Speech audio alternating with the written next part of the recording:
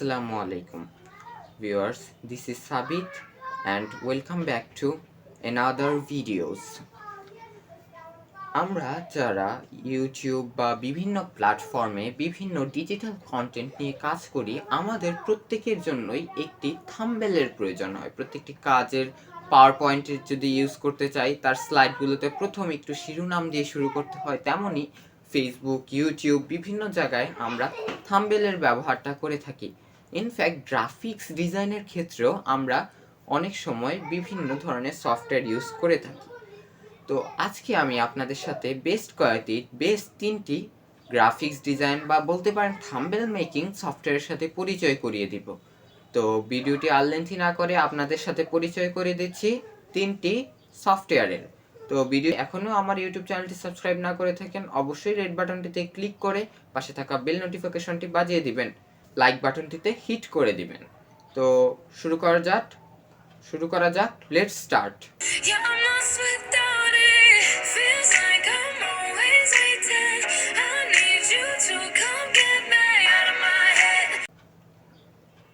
তো এই লিস্টের প্রথম অবস্থানে রয়েছে পিক্সেলল্যাব। পিক্সেলল্যাবের নাম শুনেনি এমন মানুষ খুঁজে পাওয়াটা খুব কষ্টকর হবে। পিক্সেলল্যাব আমরা বিভিন্ন সময় বিভিন্ন কাজে ইউজ করে থাকি। অনেক সময়, অধিকাংশ সময় মানুষ ইউজ করে পিক্সেলল্যাব। আমরা বিভিন্ন ধরনের টেক্সট অ্যানিমেশন তৈরি করার ক্ষেত্রে আমরা পিক্সেলল্যাবের ইউজটা করে থাকি। পিক্সেলল্যাব দিয়ে গ্রাফিক্স অ্যানিমেশন বলা যায় না, গ্রাফিক্সের লেখালেখি করে সেগুলোকে তারপর বিভিন্ন এডিটিং সফটওয়্যার দিয়ে এডিট করা হয়। বাট পিক্সেলল্যাবের জুড়ি মেলা ভার রয়েছে আমাদের এই ইউটিউব, ফেসবুক প্ল্যাটফর্মে থাম্বনেল মেকিংয়ের ক্ষেত্রে। তো এই পিক্সেলল্যাব দিয়ে আপনি খুব সহজে বিভিন্ন ধরনের থাম্বনেল তৈরি করতে পারবেন এবং গ্রাফিক্সের বিভিন্ন কাজ করতে পারবেন। এই লিস্টের 2 নম্বর অবস্থানে রয়েছে ক্যানভা। ক্যানভার নাম শুনেনি এমন মানুষও খুঁজে পাওয়া খুব কষ্টকর হবে। ক্যানভার মাধ্যমে আমরা খুব সহজে আমাদের নিত্য প্রয়োজনীয় চিত্রগুলোকে নিজের মতো করে সাজিয়ে উপস্থাপন করতে পারি।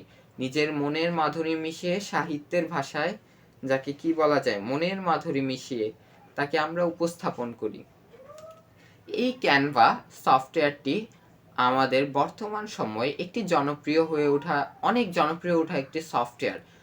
এই সফটওয়্যারটি ব্যবহার করে আপনি খুব সহজে ইউটিউবের জন্য থাম্বনেল বা বিভিন্ন কাজের জন্য বিভিন্ন ধরনের গ্রাফিক্স চিত্র প্রদর্শন করার জন্য তৈরি করতে পারবেন।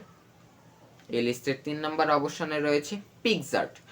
পিক্সআর্ট আমরা সাধারণত ব্যবহার করে থাকি ফটো এডিটিং এর জন্য।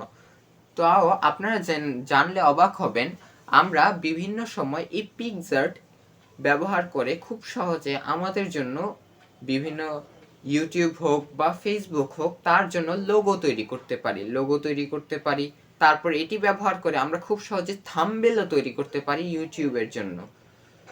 তো আজকে আমি আপনাদের সাথে পরিচয় করিয়ে দিলাম তিনটি গ্রাফিক্স ডিজাইন অথবা থাম্বনেল মেকিং সফটওয়্যারের সাথে।